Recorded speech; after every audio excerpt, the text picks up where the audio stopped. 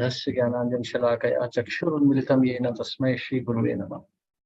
नमो ओं विष्णुपादाय कृष्णपृष्ठाय भूतले श्रीमते भक्तिवेदांत स्वामी नित्यनाम्ने नमस्ते सरस्वती देवे गौरवाणी प्रचारिणे निर्विशेष शून्यवादी पाश्चात्य देशतारिणे। जय श्री कृष्ण चैतन्य प्रभु नित्यानंद श्री अद्वैत गदाधर शिवासदि गौर भक्तवृंद।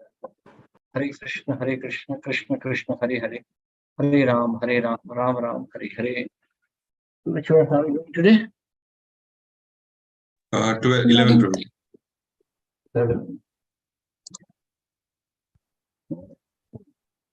Om Namo Bhagavate Vasudevaya. Om Namo Bhagavate Vasudevaya. Om Namo Bhagavate Vasudevaya. Om Namo Bhagavate Vasudevaya. Om Namo Bhagavate Vasudevaya. Om Namo Bhagavate Vasudevaya. Jnanam Vishuddham Paramartham Ekam. Jnanam Vishuddham Ekam. Anantaram Tva Abahir Brahma Satyam. Anantaram Abahir Brahma Satyam. Pratyak Prashantam Bhagavat Shabda Samagyam. Pratyak Prashantam Bhagavat Shabda Sangyam. Yad Vasudevam Kavayo Vadanti. Yad Vasudevam Kavayo Vadanti. May I read, Prabhuji? Yes, please. Thank you, Prabhuji. Translation. What then is the ultimate truth? The answer is that non-dual knowledge is the ultimate truth. It is devoid of the contamination of material qualities. It gives us liberation. It is the one without a second, all-pervading and beyond imagination. The first realization of that knowledge is Brahman. Then Paramatma, the super soul, is realized by the yogis who try to see him without grievance. This is the second stage of realization. Finally, full realization of the same supreme knowledge is realized in the Supreme Person.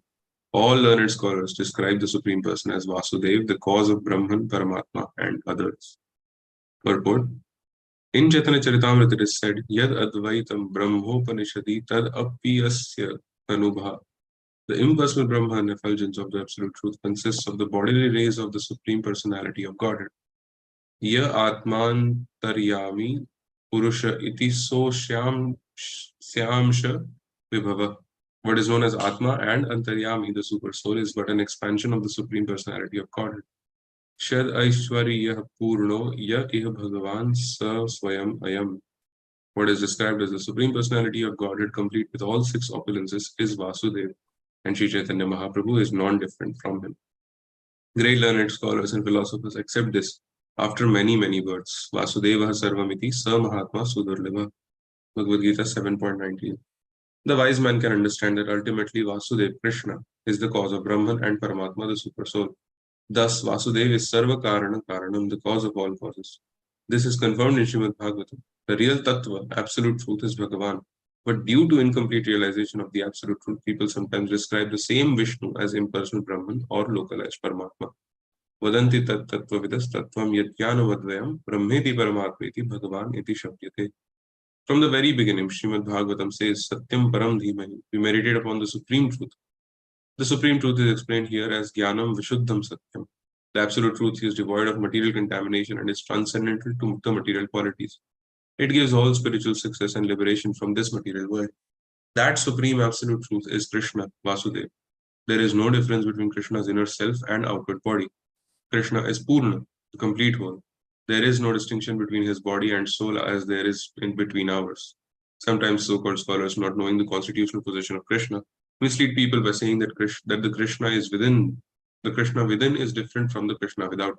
When Krishna says, Man mana bhavamat bhakto madhyaji mam namaskuru, so-called scholars advise the reader that it is not the person Krishna to whom we must surrender, but the Krishna within.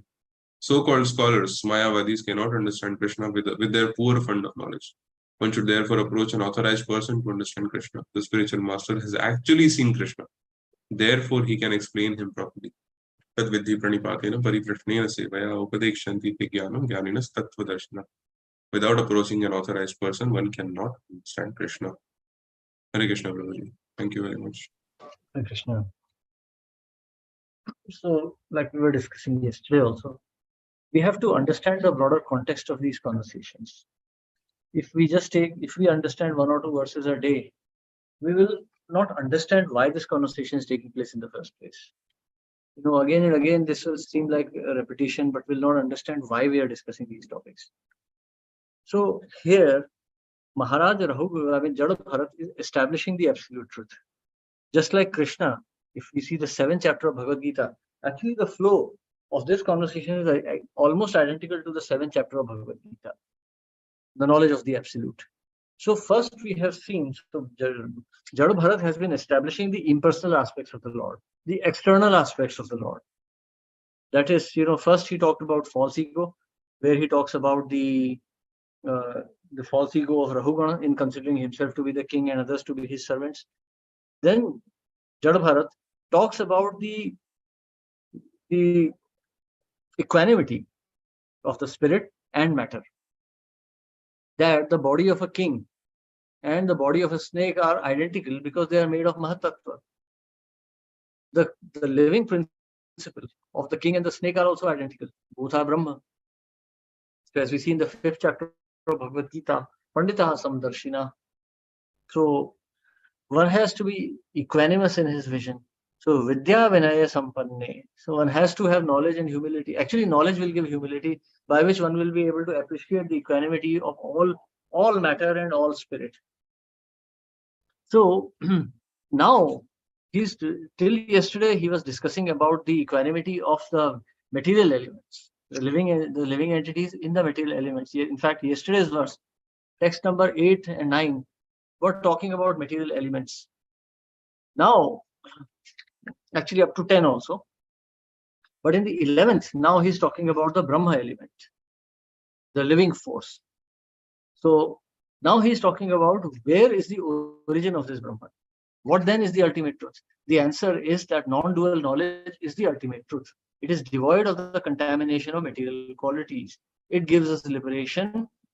It is the one without a second, all-pervading and beyond imagination. Non-dual knowledge, Advaita Gyan. So what is that non-duality? Non-duality is the qualitative equality of the spirit soul with the supreme. Qualitative equality. We're not talking about the quantitative equality here at all. So that is Advaita Gyan. Okay, Brahma Satyam. So the first realization of that knowledge is Brahman. Then Paramatma, the super soul, is realized by the yogis who try to see him without grievance. This is the second stage of realization. Finally, full realization of the same supreme knowledge is realized in the supreme person. All learned scholars describe supreme person as Vasudeva. Om Namo Bhagavate Vasudevaya. That's why we say. In fact, Srimad Bhagavatam begins with Om Namo Bhagavate Vasudevaya. That I surrender unto the supreme absolute truth, who is the son of Vasudeva. That means Lord Krishna. Actually, Vasudeva is also one of the names of Narayan Murtis. But here we refer to Krishna himself. So who is the cause of Brahman, Paramatma and others? So Krishna, see, all these manifestations are existing simply because of the false ego of the living entity. So Krishna, out of his causeless mercy, is trying to attract the living souls back. Therefore, so many processes are given and so many forms are available, so that the living entity can become attracted to the Supreme and go back to Godhead. So Krishna is the Adi Purush. Everything actually emanates from him. So Krishna's Prabha is Brahma. Krishna's emanation is Brahman. And his Pratibimb or his reflection is Paramatma. So in a sense, Paramatma and Brahma are both identical with the Supreme Lord, and yet they are not the same. Brahman and Paramatma are not absolute. They are not the full personality of Godhead. They are not causal. I mean, they are phenomenal. They are not causal. Krishna is causal. So this absolute truth is realized in three forms by three different categories of yogis. So those who remain fixed only in knowledge, they realize Brahman. Those who proceed to the stage of Ashtanga Yoga, they are able to reach up to Paramatma. But one who is able to realize Bhagwan, one who is able to establish a personal relationship, he becomes perfectly perfect. He becomes perfectly liberated. That is actual Kaivalya. So Krishna is absolute personality of Godhead. Brahman and Paramatma may be emanating from him, but he is not diminished. He remains as it is. Krishna is creating all these forms just to attract the living entity, just to bring them back somehow. Like, for example, if a man's son is a drunkard, a drug addict, and a low class man, the father would at least see that the boy goes to rehabilitation, at least he gives up drugs and alcohol, at least he reaches up to the level of a civilized man. So that is the consciousness of father in rehabilitating his son. Of course, that is not ideal. The father would want the son to be a loving, intelligent boy. But if the son is so degraded, father would want at least the boy to be a sober one. So he would rehabilitate the boy and say, okay, at least you don't take drugs. Okay, smoke cigarettes, but at least don't take drugs. Don't remain unconscious. That is why Krishna manifests all these forms of Brahman and Paramatma, so that the living entity at least can reform to some level. Srila Prabhupada says that these are all transcendentalists, because at least they're trying to find some degree of truth. Krishna is manifesting out of his cosmic mercy. The best is, one who can realize the Supreme. Advaitam Achyutam Anadivanantarupam Adyam Purana Purusha Purusham Navayovancha Vedeshu Durlabha Adurlabha Mahatmabhakto Govindam Adi Purusham Tamaham Bhajami. So one who can realize the Lord by his devotional service, he is the best. So to realize the Supreme Lord, one has to have an attitude, one has to have a favorable attitude towards the Lord. Then only he can be realized. Adurlabham Atma Bhakto. But how is that possible? That who will teach all this? This can only be taught by someone who has seen Krishna. Tat Kavayo Vadanti, one who has seen Krishna. So who is that? That is the spiritual master. One has to approach the spiritual master with all humility and with relevant inquiries. Prabhupada says blind following and absurd inquiries are both condemned behavior. There is actually no question of not being humble. Actually, it's a very sad thing that even in India, we have to preach people to be humble with the spiritual master. This is like the Western disease which has reached India, and Indians have also become like Malichas now, that they question their guru. So this kind of a Malicha attitude is actually only for animals. See, the dog also barks when he sees his master. How. He has no courtesy, no manners, nothing. So when a human being also behaves like that, he's no better than a dog. So one has to be absolutely humble in front of spiritual master. Murkha dekhi amara guru karila shasan. Mahaprabhu is saying, my spiritual master saw me as a fool, therefore he disciplined me. Karela shasan. So he disciplined me. He said, you just chant the holy names. Of course, no such thing happened when Mahaprabhu met Ishwar Puri. I mean, Ishwar Puri knew who is Chaitanya Mahaprabhu, and out of Lord's will, he initiated him as a disciple. But they had a very friendly relationship. It is described in Chaitanya Charitamrita Madhya Leela. When Mahaprabhu met Ishwar Puri, both were overjoyed to see each other. And Mahaprabhu served him like a menial servant. And Ishwar Puri also tried to serve the Lord. So that is the relationship between a guru and disciple. It's a loving relationship. But it's so because we are establishing a relationship with Krishna. Guru is non-different from Krishna. So, and that is the conclusion of all the Shastras. So, by how we deal with the Guru is how we are going to deal with Krishna. So, one cannot say, oh, Satyabhama was also treating Krishna differently. No, that's Satyabhama. She is an expansion of Radharani herself. She is the Manini, she's the expansion of Manini Radha actually. So, she has that kind of attitude, and Krishna actually enjoys it. But one should not mistake it. One should not behave like that with the Guru. That's a big offense. Why?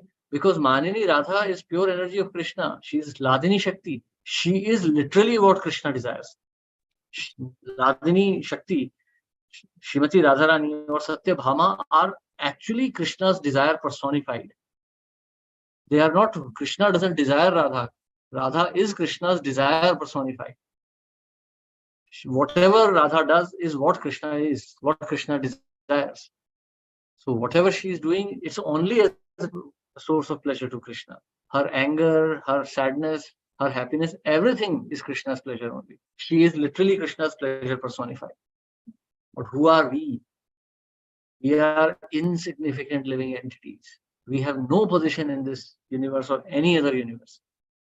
So for us, there's only Korila Shasana. Murkha dekhi amara guru Korila Shasan. For us, it's only discipline. We cannot mistake ourselves to be in bhav or anything. Our only bhav is lust. As soon as we see male or female form, we'll become attracted. That is our only bhav, and that's a degraded bhav. So until we have become completely free from this misconception of male and female, we cannot imagine ourselves to be in any bhav with the Supreme Lord. Therefore, we have to approach the spiritual master with all humility. So tadvidhi pranipatena pariprashnena sevaya, by rendering service. Upadekshanti jnanam jnaninas tattva darshina. This tattva darshi, he has seen Krishna, so he can guide us.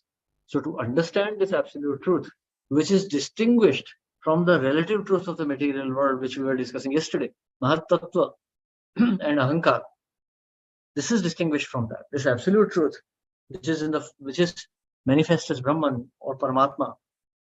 This, to understand this, we have to approach a spiritual master.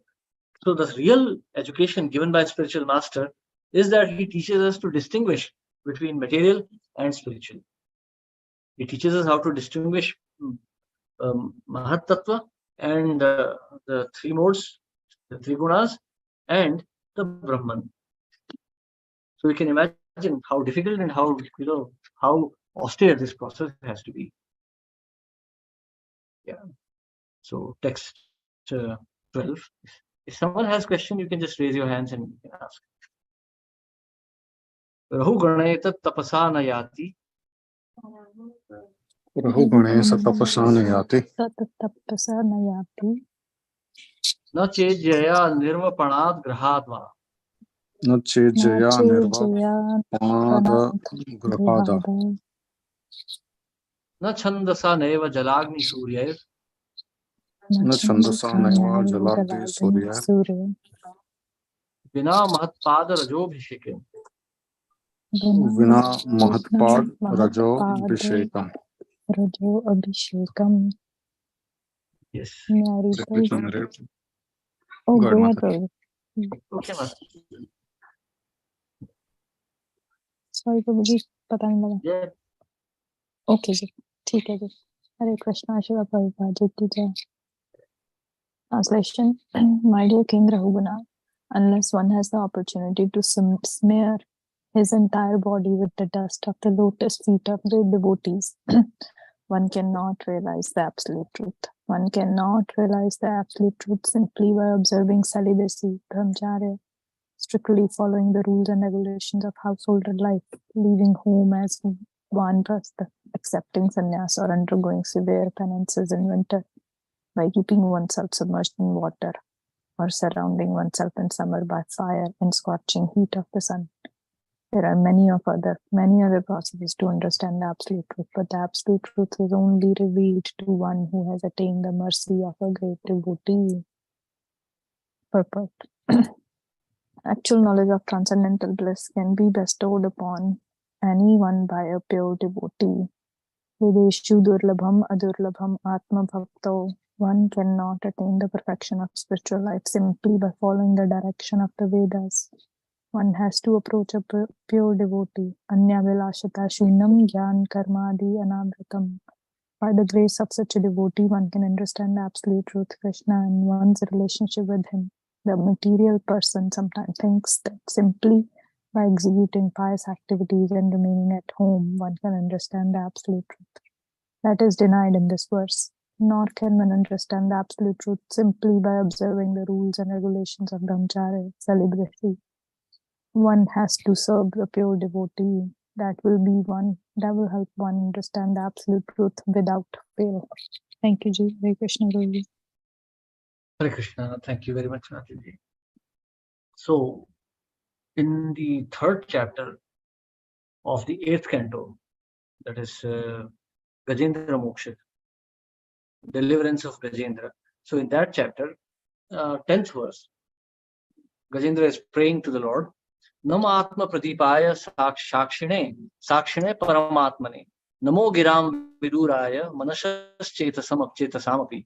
I offer my respectful obeisances unto the Supreme Personality of Godhead, the self-effulgent Super Soul, who is the witness in everyone's heart, who enlightens the individual soul and who cannot be reached by the exercises of the mind, words, or consciousness. Okay. So, You see, all the scriptures are essentially saying the same thing. Vedeshu durlabham. He cannot be reached by the exercises of mind, words, or consciousness. Okay. Then how is he understood? Satvena prati labhyaya naishkaramyena vipaschita namah kaivalya nathaya nirvana sukha samvide. The Supreme Personality of Godhead is realized by pure devotees who act in the transcendental existence of Bhakti Yoga. He is the bestower of uncontaminated happiness and is the master of the transcendental world. Therefore, I offer my respect unto him. So you see, Vedeshu Durlabham, Adurlabham Atma Bhaktao. So these two, like, this particular line of Brahma Samhita is actually is explained in these two verses. These two verses are nothing but an explanation of this particular line of Brahma Samhita. Vedeshu Durlabham, Adurlabham Atma Bhaktao. How are Vedas studied actually? Vedas are studied by performing the strict austerities of Brahmacharya, and then Swadhyaya, by studying, by asking, by discussion. But those are activities of mind and intellect. But how is Lord understood? By acting in pure devotion. Adurlabham Atma Bhaktao. So one has to approach a pure devotee. Tadvidhi pranipatena. So here, anyabhilashita shunyam jnana karmadya navrittam. So anyabhilashita shunyam, giving up all other desires. That is brahmacharya, isn't it? Brahmacharya, Brahma Acharan, acting on the platform of spiritual life. That is Brahmacharan. So Brahmacharya means Anya Abhilashita Shunyam. So other desires are gone. So it's not that a Brahmachari desires to ride a motorcycle or he desires to do bungee jumping or something. No, we're not even talking about sex life here. Brahmachari doesn't even desire to do any material, to indulge in any material pleasures. That's actually a stricter definition of Brahmacharya. For the moment, we can accept the definition of celibacy alone as Brahmacharya, but stricter Brahmacharya means Anyabhilashita Shunyam. Jnana Karmadya Navritam, that comes at a second stage. Jnana and Karma, becoming free from Jnana and Karma also. Because they are also a part of our subtle kosha. They are a part of our intellect, mind and intelligence. I think I am intelligent. I think I am this, I am that, I know. All this is in the level of Ahankar. One has to give it up. Spontaneous attraction to Krishna. Aradhyo Bhagwan Vrajesha Tanaya Tadhama Vrindavan. Ramya Kachit Upasana Vrajavadhu Vargena Yakalpita. One has to worship in the mood of Vrajavadhu. And that's why actually Gopi's example is always given. Gopis are the simplest of devotees you can imagine. Illiterate village girls, because they are kishoris, they're like little girls, they're not even experienced. A grown-up woman would still be worldly wise. But what are gopis are little girls actually, kishoris. What are little girls like? You can always see them, they're like silly, just giggling here and there like little children. They are gopis. So, but Krishna accepts them as the best devotees. Ramya Kachit Upasana Vrajavadhu Vargene Kalpita. So that's the mood of bhakti. That is Jnana Karmati Anavritam. So we can see they are devoid of all personal desires for sense gratification. When Narayan is manifest in front of them, when Krishna pretends to be Narayan in front of them, they are not attracted at all. They offer obeisances. Imagine they are taunting Krishna. They are teasing Krishna. But when he appears as Narayan, they start offering their obeisances. So that is the position. And Krishna is not able to maintain that. So if you read Krishna book, 10th canto of Bhagavatam, you'll find this incident there. Krishna's disappearance from the arena of Ras. So you can see Jnana Karmadya Navritam, because they were so simple-minded. They could not realize that Krishna has taken this form. They just started offering respects. They started offering their obeisances, and Krishna could not maintain that form in front of them. Krishna was defeated by their simplicity. So by the grace of such a devotee, one can understand the absolute truth. So Uddhav is worshipping the gopis at Vrindavan. Because somewhere down the line, Uddhav also thought that he is a good devotee. So he wanted to see if there is anything better. So Krishna sent him to Vrindavan. And when Krishna saw the love, the unadulterated love of gopis for Krishna, knowing well that they are never going to attain Krishna, still they were loving him. When he saw that completely selfless love of gopis, he became completely humbled. and he understood why Krishna had sent him there. So you see, Jnana Karmadhyanavattam. So you see, when you are studying the scriptures, please try to meditate on them. Please try to think over and over. Don't think about these worldly matters. This is nonsense here. I have to be a leader of people. I have to do this. I have to do that. No, all you have to do is know Krishna in this life. Take everything, whatever comes as a service to Krishna, and reject everything else. Anukulasya sankalpa, pratikulasya varjanam. Varjanam. Actually, it's prohibited. Don't take anything unfavorable to Krishna. Least of all, this kind of politics and diplomacy, all this is completely nonsense. Krishna abhors this. Krishna was never too happy in Dwarka. He always longed to be in Vrindavan. In fact, the whole pastime of Jagannath is that the queens were complaining that actually, even though Krishna lives with us and we have children also, but we can understand Krishna's heart is not here. When they were discussing with Mother Devaki and other residents, senior residents. So you see, Krishna's heart is not in these activities. If we have diplomacy and other things in our heart, pride, diplomacy and other nonsense, Krishna cannot come there. We may delude ourselves that we are doing bhakti, but actually we are just going around in circles. Krishna will not even look at us. Krishna will feel pity for us, but he will not come to us. So there is no room for diplomacy in bhakti. So a materialistic person sometimes thinks that simply by executing pious activities and remaining at home, one can understand the absolute truth. That is denied in this verse. Now please try to understand. Here we are saying that these rules of brahmacharya, vanprastha, sannyas, etc. are not necessary. But we should understand the real purport of this meaning, of this verse. Simply by studying calculus and mathematics, you cannot design an aeroplane. But we are not saying that mathematics is not required. That is just the baseline knowledge. If you see, for example, if anyone of you knows the field of aviation engineering, aeroplanes are designed. It's a very, very complicated design process. Very advanced mathematical formulae are used. And after the plane is designed, it has to be tested. Like a Shudra, like a carpenter tests his design, an engineer also has to test his designs. I was in car industry. We were designing cars, and I saw how cars were tested. So we may have calculated everything down to the last spring and last bolt, but still when they all come together, we don't know how they're going to perform. So we test them. So someone may think, hey, this engineer is also testing the car. So what's wrong if I just weld some pieces together and I also make my own car? No, there's a world of difference. The engineer has created something which he's testing. The engineer's knowledge is baseline knowledge. Without testing his design will not work properly. So that testing is the final stage. One cannot jump there. If a roadside mechanic thinks that he can also weld some pieces and make a car, then he's seriously mistaken. Because the engineer has calculated everything. He has, in a sense, purified his knowledge. Now he's testing. By testing, his knowledge will fructify. But for someone who doesn't have the knowledge, this testing is not going to do anything. So if one simply jumps onto the stage of bhav in bhakti without practicing brahmacharya or gyan, I mean bhakti gyan, shastras, one will only become a sashya. Shruti, Smriti, Puranadi, Pancharatra Vidhim Vina, Ekantiki Harera Bhaktir, Utpata Eva Kalpati. So, bhakti without the knowledge of the scriptures is just a nuisance. You will be irritating Krishna. So, you see, so one has to learn all these methods of bhakti from a bona fide spiritual master. Then one will understand Krishna. The spiritual master will guide. Like, for example, I was just discussing this with you the other day also.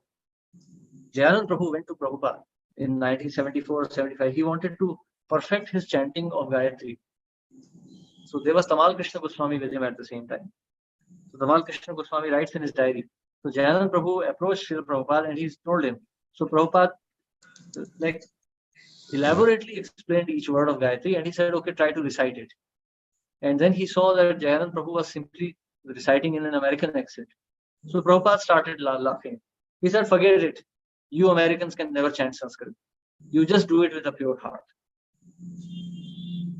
So you see, so the spiritual master may sometimes make provisions. The spiritual master will know what the disciple can take and what he cannot. So he will adjust the situation accordingly. But for that, the disciple, see, that's why I'm saying, you should not be afraid of a spiritual master. The spiritual master is not a dictator, he's not a monster. He will guide you according to your consciousness, according to your psyche. But you must surrender. You must be willing to take that discipline. Otherwise, you will not be able to progress in bhakti. You cannot say, my dear spiritual master, I think this is the way. No, if you say that, your connection is broken. Gone. That little cord is broken. Then you are on your own. Then you can think whatever you feel like. And that's why you see so many devotees don't progress in spiritual life at all, year after year, because they think, but they don't accept from the spiritual master. So you see, but has to surrender to spiritual master completely and accept the process as it is. The spiritual master, knowing the consciousness of the disciple, will give the precise path by which the disciple will progress in bhakti. Of course, the spiritual master has to be a bona fide spiritual master, a Paramhans, a top class, a first class devotee, pure devotee. Hare Krishna. Yes, sir. Hare Krishna, Bhavajan Pranam. Yes, Because just now, I was mentioning the Prabhupada's case, and that you said he was trying to speak in Sanskrit, you could not speak Sanskrit. Prabhupada said you Americans can't speak anything. So speak with pure heart. What do you mean by this pure heart? your heart should be prayerful. No, naturally. See, then that means actually, I'll give you an example. he was going on your literary way to read in Sanskrit. Otherwise, you are a pure-hearted person, say devotee, and to best of his ability, he must be following the instructions of the Prabhupada. That is what you meant, perhaps? Yes, the heart must be pure. One must have pure desire.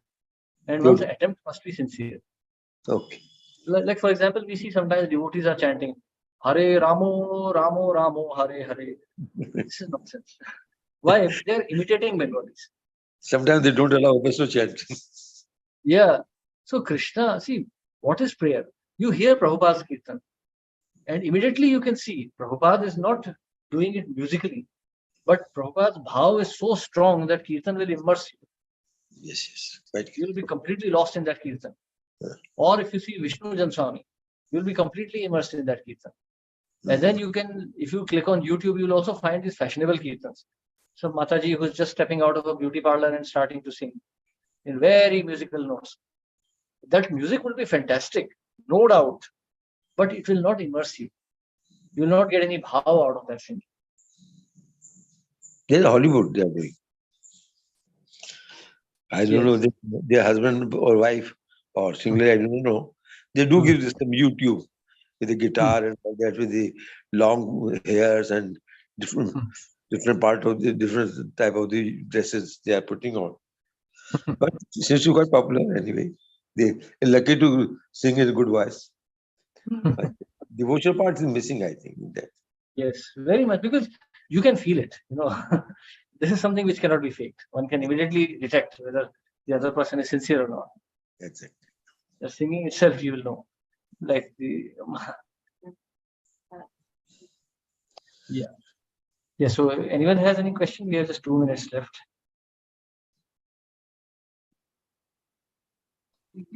Hare Krishna, Prabhu. Dandavat Pranam. Yes, Prabhu. But regarding this Kirtan also, what I've seen is every group or every individual devotee who sings in his or own way, devotion or not, but they have their own fan following. So it's like for them, they feel that the Kirtan is going well. We may not relish it. Similarly, the Kirtan which Prabhupada is singing or Vishnu Swami Maharaj, some who are more sincere may be relishing it and some others may not be relishing. So how do we know that what is correct and what is not? See, there is no test of such any kind. But most of the time we don't know the singing devotee, what is his background, his or her background, whether they are following the injunctions or not also. So many things are there. We just hear the sound, that's all. Of course, we don't have that knowledge right now. So what should we do? See, first of all, we should see whether the devotee is following the etiquettes of kirtan. The kirtan should be mild, it should be soothing, it should be gentle. Kirtan should not give you that rock star vibes. Kirtan should be very gentle. It should be soulful. You should feel calm when you're hearing it. That you will feel. That there's no doubt about that. You will feel that calmness when you hear that kirtan. You hear any of Prabhupada's kirtans on YouTube, immediately you feel very calm. So that feeling should come. So you use that as a benchmark. And it can be musical, it cannot be musical, it doesn't matter. But it should be always very sincere. So you should see whether it is following in the footsteps of the acharyas or not. That we can know. Prabhupada said that don't be too creative with your tunes. We're not in a musical competition. Who can create how many tunes? No. Kirtan should be done as far as possible in 1 or 2 tunes, not too many. And kirtan should be not to stoke one's ego, but it should be to please the Lord. And that you can understand. If the Lord is getting pleased, you will feel peace when you are chanting. When someone is doing a rock mantra dance, you will feel the passion. Peace in your heart, you feel very relaxed, or you're very peaceful. Then you know the kirtan is nice, bona fide.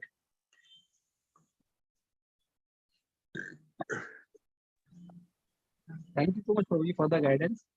Whenever this question of kirtan, if the singer is singing genuinely for the pleasure of the lordships or their guru, it comes always the example of Narad Muni comes in his previous birth. When you are singing for the pleasure of the audience, immediately the demigods understand that he's doing injustice. He's not following the etiquette that kirtan or bhajan should be only for the glorification of the Lord, and then he gets the curse. So, knowing this scriptural injunction, still many times devotees are putting the the tag that we are actually doing to attract new people to ISKCON. And then I don't know, like they release these tunes or they release these melodies or the new people release the melodies, but that's going on. And devotees are wearing tattoos, they are having different hairstyles, different kirtaniyas especially, they are different attire, they wear very bright colors, jazzy colors, to all the things. And they're saying that they're doing the needful to attract people into ISKCON. Definitely, I sincerely feel we should not fall to this trap. Yeah, see, why are we doing this? We have to be objective. ISKCON is not a culture club. It's not a dance party. It's not a dating club where we come to see attractive girls or boys. ISKCON is not some kind of library where we come to read interesting books. ISKCON is not a political parliament where we come to become leaders and all. 7 mantras for great leadership, all nonsense. ISKCON is an ashram. We have come here to realize the Supreme Person. Srila Prabhupada has given all the methods, he's given all the processes, follow them strictly, purify yourself. So if we feel we are getting purified, if our vasanas, our attractions to material world are reducing, then we are successful. If they are not reducing, we are a massive failure. I may be so and so, His Grace, so and so Prabhu, 20 years in bhakti, this and that, but if I still have attachments in my heart, I am not pure. I should understand and I should move on. So you see, be very objective. Be very objective. Strictly read the introduction of Gita, first page itself, and you'll know what we are supposed to do. Everything else is nonsense. We're not here to eat nice, tasty prasadam. We're not here to make fancy prasadam. We're not here to decorate body nicely. We're not even here to memorize nice verses and impress people with our knowledge. No. We are here only to purify ourselves and, if possible, purify others. Janma sarthaka kari kar paropkar. that is ISKCON. That's it. Everything else that falls short of this standard is nonsense. It may be interesting, it may be attractive, but it is nonsense. Okay. So we stop here today. Thank you, Prabhuji, for that litmus test. It's all there. Very Prabhupada has beautifully given everything. explained. This is not my knowledge. Mhm. Prabhupada has given all of this. If you just think, you will see all of this right in front of you. Nothing I am speaking out of Prabhupada's books. So what happens, Prabhuji? The devotees also use Srila Prabhupada's words and quotes and say doing the needful, okay, dovetailing. What Prabhupada uses these words in service of Krishna consciousness, these devotees also use it, and then they say, oh, we are doing what we are doing is justifiable. So, but then the litmus test is like Prabhupada, you have said, na, like if somebody wants to preach in his own way or in his own style, Prabhupada used to say, okay, no problem. Okay, you do it by your way and get the same results, then I have no problem. See, Then the Vishnu Swami, he was saying that why you are creating your own melodies? What is the problem with my melodies? So what to speak of us, you know? see, try to understand it this way. You know, if a 2-year-old child is saying goo goo gaga, the parents are very happy. Okay, the child is at least trying to say mama, papa. But suppose the same child is 40 years old and he's still saying mama, papa, goo goo gaga. So parents will think that this child is crazy or he's like mentally deficient or something. So in the beginning, we may make mistakes, we may be passionate. So all that is encouraged. Okay, yena kena prakarena. But after being in the movement for many years, if we are still not learning, then we are mentally deficient. Then we are spiritually deficient. If we are still liking rock dance, mantra rock dance, if we are still liking opulent prasadam, we are not progressing. At least our hearts should become simple. That's a litmus test for our bhakti. That's like the benchmark of our bhakti.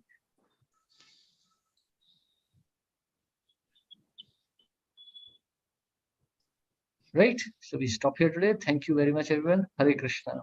Srila Hare Prabhupada. Thank Hare you. Krishna, Prabhuji, Dandavat. Thank you, Prabhuji. Thank you. Krishna Prabhuji Prabhuji. ki jai.